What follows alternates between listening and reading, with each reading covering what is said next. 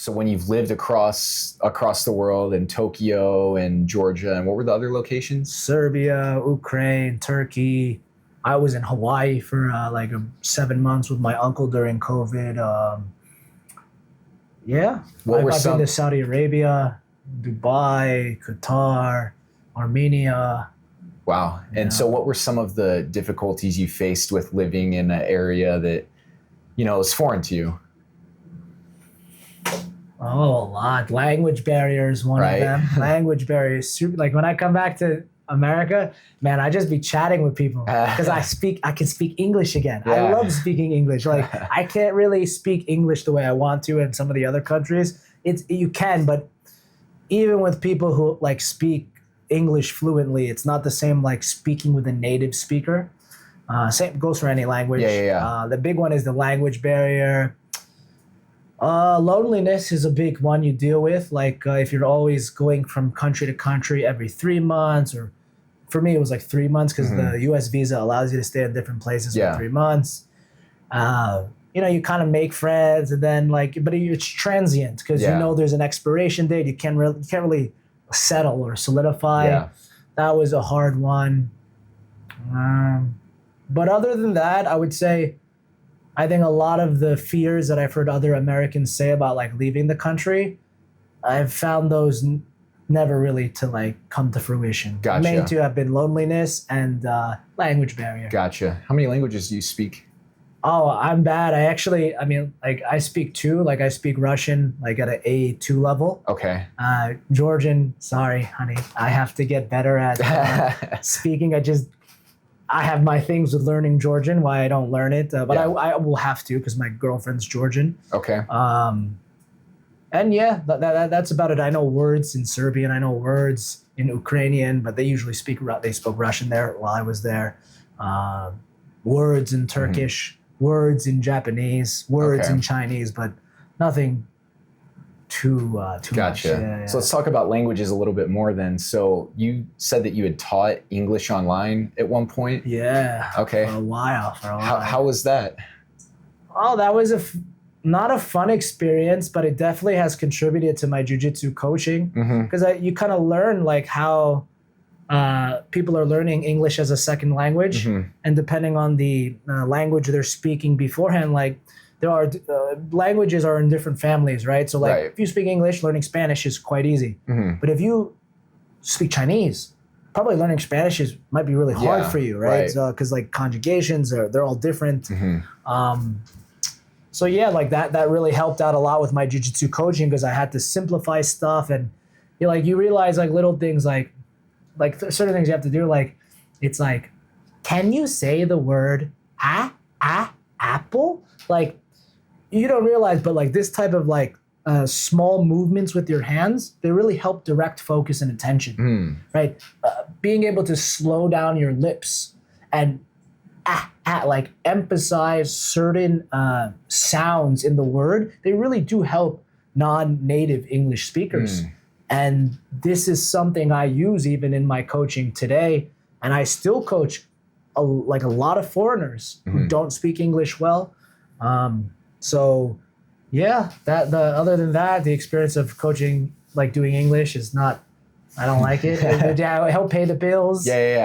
Cost of living is cheaper in other countries too, so that you make it work. But the main thing I can take away from that experience is help with my coaching for sure. Gotcha. Yeah. The reason why I ask is because I've been learning Spanish for about 4 or 5 years. I'm not a native speaker, but I'm half Mexican. So I would get people asking me all the time, like, do you speak Spanish? And so I wanted to start learning. And so I've been learning for about 4.5 years, 5 years, and I see parallels with learning jiu-jitsu effectively and learning languages effectively. Yeah. You can learn the wrong way really easily. And so like I've learned with, I do Duolingo a little bit, but that's just like basic, just to get a little bit of extra vocabulary, but that's not the most effective way to learn. And a lot of people think it is. No, it's not. Like I would actually say Europe, honestly, America's like the one place where everybody pretty much only speaks one language. Everywhere else in the world, they speak 3 languages, 4 languages. Right. And when you talk to them, it's not like like I typically you wouldn't listen to a kid tell you how to learn a language because he probably had just watched some American TV show that he liked. And when Yeah. you're a kid, things are like a sponge. But if Right. you're an adult and you want to learn, I mean, honestly, there's 500 words in every language that are most like commonly used in most sentences. You have to like study up on vocabulary for sure, like those common 500 words. But the big thing you need to do is you just got to talk. Like, it's just like, you know, I tell people in jiu-jitsu, why are you learning so many techniques? Even like at a high level, learning all of these techniques, adding smaller details in is different, but learning technique and teaching it the way you do, it doesn't make sense because even in non-sports industries like language learning, they're not doing that. Like I learned Russian by literally hopping on italki, which you should, it's cheap. And I had like 4 different Russian teachers and I just said, I want you to speak to me. Say the same crap over and over again. Like, and when I don't know, like I say like, что это значит? Po-angliski. It's like, how do you say this word in English? Because they all speak English too. So like, then you just keep getting a lot of like live language rounds, so to speak. Yeah. And at some point and I'm a slow learner, at some point around my 6-month mark, I was like, oh, I can understand the people speaking outside now. So it's like you learn to understand and listen. And then you, at the same time, you build your ability to actually communicate and speak. And then reading is probably, I would say, the last thing you should do. Right. But yeah. So it's almost like the CLA version. Like CLA is a method of learning for both language and for jiu-jitsu. No, I would even say and for like other things. I would literally just say like, I mean, like, I don't know, man. Like you've seen it even without knowing CLA, you see enough of like how high performers get really good at what they do, be it like videography or editing or language learning or jiu-jitsu or basketball. It doesn't really matter.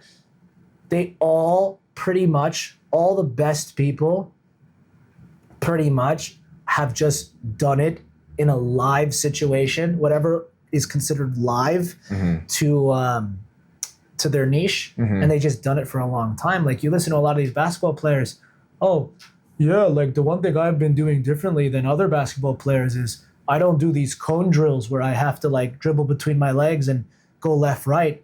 I spent a lot of time playing at the park.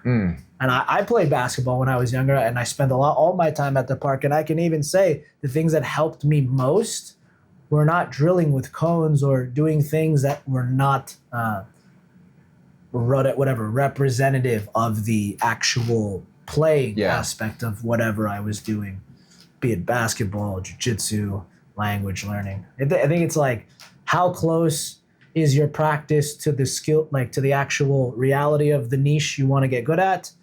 And are you getting enough time in it? I think that's the main 2 things.